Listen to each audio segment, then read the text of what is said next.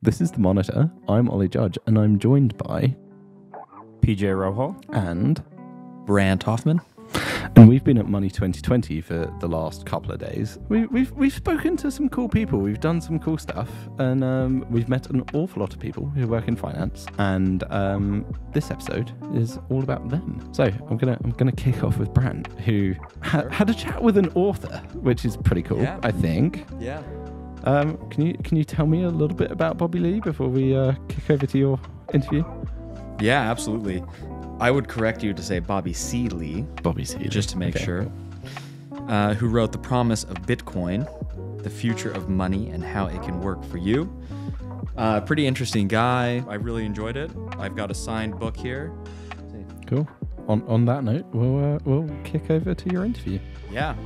Fraud is not with Bitcoin, but this fraud is around the people who may use Bitcoin and other types of instruments to conduct fraud. Yes. So it's no different than conducting credit card fraud, identity theft, or even just banking fraud, right? Wire transfers, checks fraud. So there's fraud of all kinds. It's really related to the person and the people involved, rather than the actual medium or the currency per se. Okay. Right. So there's been fraud for centuries, right? Starting with money, gold fraud. Think about fake gold coins and fake gold bars. Check fraud in the earlier last century. We have credit card fraud. We had online account fraud. Now with cryptocurrency, there's cryptocurrency fraud with accounts and so on and so forth. Bitcoin is representative of cryptocurrency, but we have to tease out that Bitcoin is its own thing. Sure. And the rest of the crypto, there's some good ones and there's some really bad ones, right? It's no different than the US dollar. US dollar is just one currency in the global system of what we call government currencies. And there's some really bad ones. There's some nations that issue really worthless currency that's been depreciating with high inflation, right? The US dollar is obviously the most well known. You have the euro, you have the British pound. Yep. So there's some leading currencies and there's some really bad currencies out there where the countries are revolting, the people are revolting, high inflation, and they have to water it down and print more. So that's the same thing with cryptocurrency. So Bitcoin, Ethereum are the leaders in crypto, but you have a lot of bad ones. So don't let some bad apples ruin the whole batch, so to speak. Welcome back. We've turned the lights down low now for a bit more of a romantic mood. Next, you had a brilliant little chat. I think what your interview was like with Alexander Hall, please.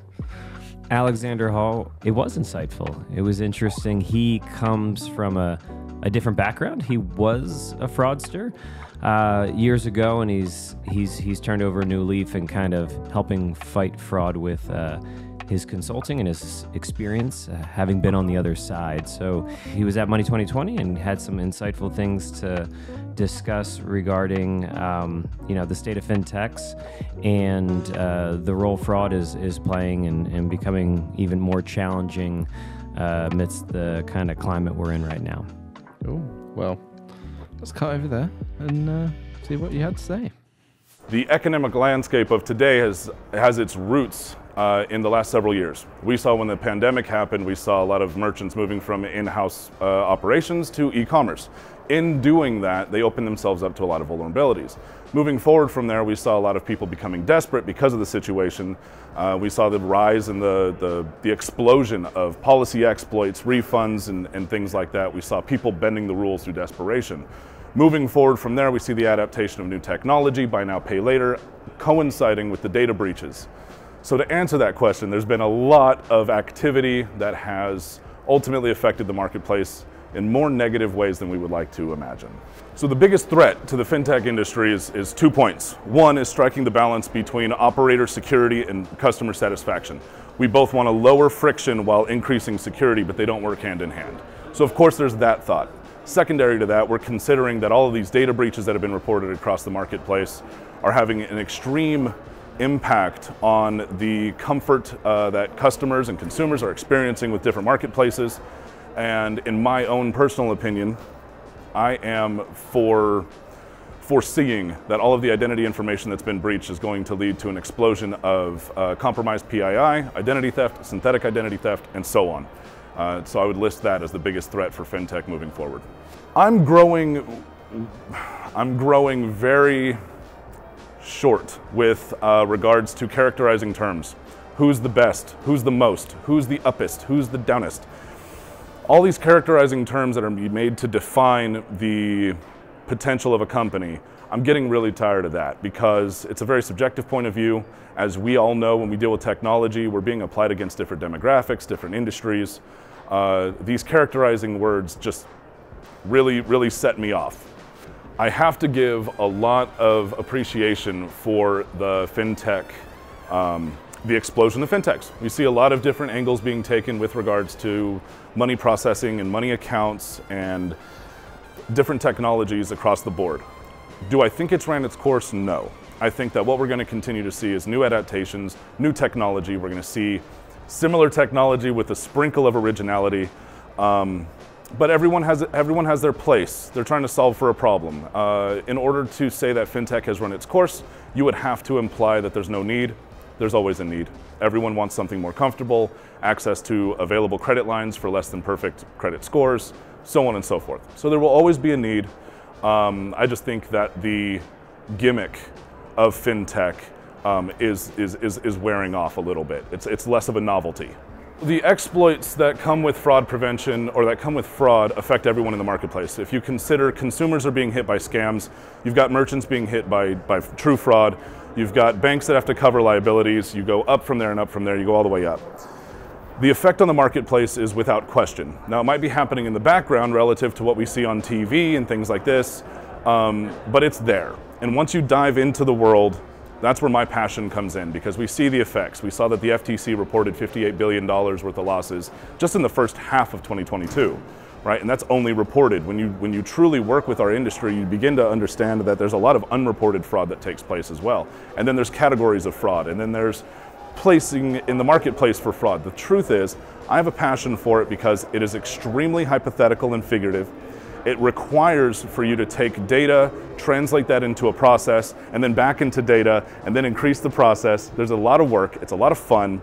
As for the effect on the marketplace, it might not be glamorous. We're not up there, you know, saving third world babies with food, but we are doing our best to maintain the vitality of the money marketplace, which is definitely the backbone of all of our civilizations. So we had one final interview at Money 2020 today, which was quite an interesting one. There was a giant plastic bear next to us. That's right. As we did it, yeah. Brandt, it was your interview. So who did you speak to at the end of the day today? So I had the fortunate experience to connect with Greg Jacoby, who's the VP and GM of banking and lending at Salesforce. I was really excited to interview him. So yeah, turning it back over to you. Oh, let's go speak to Greg. For us, traditionally, Salesforce has not really been in this space. We've been maybe the platform that you would use once you've identified some fraud and help work through the dispute process and get on the same page with the customer and internal stakeholders. So we have a really long history of, once you've identified the fraud, how do I manage the customer journey and make sure that there's a resolution that is good for everybody? And that's a really, if you think about moments that matter in your relationship with a financial institution, you know, when you see fraud, you're worried that you might be talking to somebody that isn't who you trust. And how do you engage a customer in a way that gets to the bottom of what happened, but doesn't treat them like a criminal? So essentially those experiences are what we've traditionally been doing, and it's a lot of work that we're very proud of. Our customers have done some amazing things in that space in particular that are really cool. Yeah. And I think what's interesting is where our platform is going and where we're going to take things next. It's obviously uncertain times for a lot of our customers, and you know, bankers hate uncertainty, right? They want to know what's going on, and for us, you know, we don't like that uncertainty either, but it's these times when you turn to people that you trust and that you've worked with. So we've actually really been doing some big transformational initiatives with our customers in these times, and what's changed has been, a lot of it in the past has been about pure revenue growth initiatives. You think of a company like Salesforce, it's where you go to say, hey, how are we going to drive more sales? How's our marketing going to be more effective? What's been really interesting is people taking our platform and reimagining their contact center experiences, reimagining service experiences so that they can automate but delight customers at the same time. So we've been doing a ton of work in back office, mid office operations, and now with platforms like Genie, where we're talking about large scale data sets living inside of our platform, the ability to take that data and understand it better and understand it faster is where some of the really, really cool stuff is happening. So I would say two things. One is, I think everybody here really understands that we've got to work as an ecosystem and partner.